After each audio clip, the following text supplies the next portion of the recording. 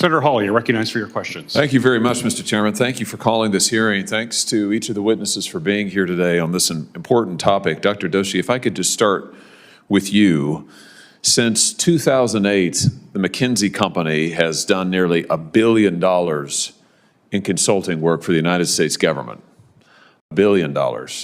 And its top client has been the Defense Department. In fact, it's got contracts with the Defense Department, with the U.S. Department of the Navy, with the Homeland Security Department, with Customs and Border Patrol. I think in 2021 alone, McKinsey had Defense Department or other security agency contracts worth $850 million. It's absolutely extraordinary. And yet at the same time, they're also doing business with the Chinese government. They are simultaneously taking $1 billion from the United States and its security agencies and also getting money from not just China in general, from the Chinese government and Chinese-controlled entities. Explain to us why that is a problem. I think any normal American who's sitting out there and hears that would be absolutely outraged by it, and rightly so. Why are they getting taxpayer money advising our military and simultaneously advising the Chinese military? But just explain to us, why is this a national security concern? Well, thank you, Senator Hawley. I agree this is a national security concern. I would go further. I mean, the nature of the work that McKinsey did reportedly involved helping China consider how to outcompete U.S. technology firms, how to strengthen Made in China 2025. The goal was to help them advance their goals for technological dominance. And that is directly at odds with the interests not just of the U.S. government, but also of the corporate clients they had in the United States that they were also advising. So there's a clear conflict of interest there. And it's also, the kind of conflict of interest that even if McKinsey had exercised better judgment about the projects it took on, other firms doing business in China are getting raided by the Chinese government. Oftentimes, that means that their data is no longer secure. And if they have U.S. client data on those servers, well, that's now Chinese data. So there's a lot of concerns, I think, that we can raise here. One is the nature of the work. Another is being a vector for the transfer of information and data. And there's a third concern, too, which is that some of these firms have mutually irreconcilable obligations to the United States and to China. China's basically saying, if you want to comply with the subpoena from this committee, you can't, because we have a data security law saying you can. That's three different kinds of conflicts beyond the one, Senator, that you just identified. Well, that's terrific. As we think about the different things that McKinsey has advised China on, they are, for example, a major proponent and promoter of China's Belt and Road Initiative. So here they are, again, taking $1 billion in contracts from the United States military, simultaneously advising China on their Belt and Road Initiative, which is meant to undermine our military and also to undermine American companies all across the world. McKinsey has advised 9 of the top 15 Chinese contractors for the Belt and Road Initiative as of 2018. I mean, it's shameless when you think about it. It is absolutely shameless. Interestingly, I recently obtained a document related to a contract, just to give one example, involving semiconductors. So semiconductors, McKinsey entered into a contract with the U.S. government, our Defense Advanced Research Project Agency, DARPA, in 2021 related to semiconductors. The DoD asked McKinsey if there was any conflict that they might have with the Chinese government.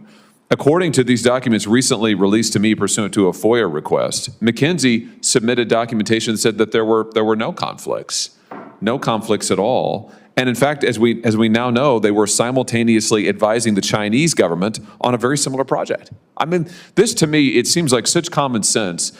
The chairman and I wrote to the GAO asking for an analysis of the conflict of interest law and analysis of the procurement and contract awarding process to see if there were any strictures, limitations in current law that would prevent companies like McKinsey from simultaneously making billions from the United States and making billions on China. That report has just come back just a couple of days ago.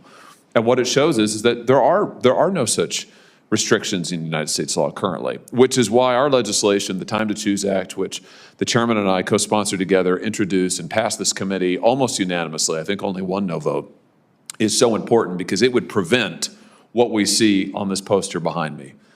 Ms. Teltman, do you want to add to this why this sort of common sense set of restrictions telling consulting firms you can't consult for the U.S. government and rake in billions from American taxpayers and consult for our chief adversary at the same time, why this is important and why it's a matter of national security? Thank you, Senator. I read that GAO report, and I join you in your concern about the lack of laws and guidance right now currently guiding contracting officials on this issue.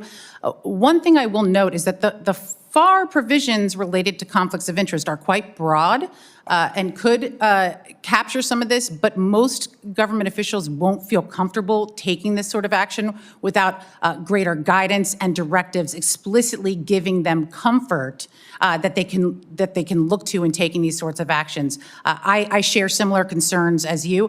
I get nervous when things are too restrictive and there's too many absolutes, but you raise very good points about why contracting officials need better laws and need to be empowered to make these types of decisions. Yeah, very good.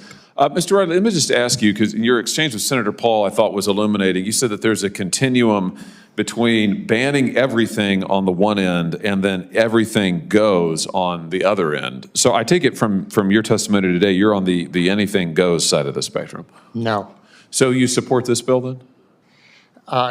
As I mentioned in my comments earlier, we support the goals, but we're concerned that it leads to a slippery slope, potentially. We 100% support legislation that would advance our national security and protect our national security.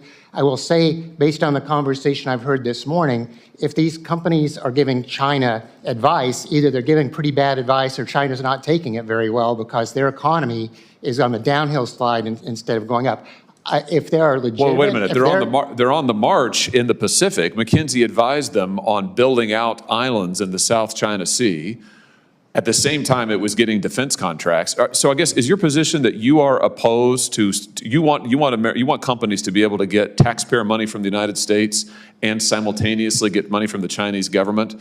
That's fine? My concern, Senator, is how do you differentiate between that, how you draw the line between that, and a soybean farmer, which depends on China for its exports and simultaneously... The soybean farmer isn't advising the Chinese military on how to take over the United States. I come from a state where our #1 agricultural product is soybeans. Right. And we are a state of soybean farmers, and I can tell you, I think they would take great offense to you comparing them to a consulting firm that is taking $1 billion in money from the United States military while simultaneously advising the Chinese military on how to harm the United States. Are you saying that soybean farmers harm the security interests of the United States? I think that's a ridiculous position. As I said, with respect to 232 national security legislation, it starts out here. The next thing you know, we're restricting trade with the UK, with Israel, with our allies. That's not how do you know that's not going to happen again? That's all I'm asking. We need to have guardrails to make sure that our soybean farmers and other producers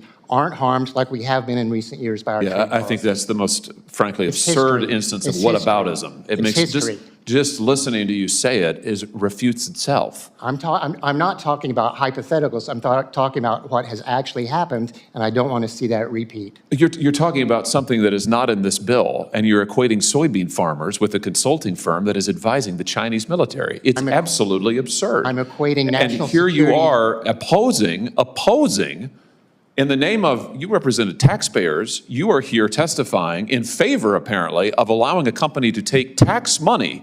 This is tax money. This is $1 billion in taxpayer money McKinsey is raking in, while also going to our chief adversary, selling our secrets essentially, and making money from them. What could be worse for the American taxpayer? I can't think of anything, which is why this bill passed overwhelmingly in this committee. And I thank you all for your testimony today. Thank you, Senator Peters, again for your hard work on this and support. I appreciate it. And thanks for holding this hearing.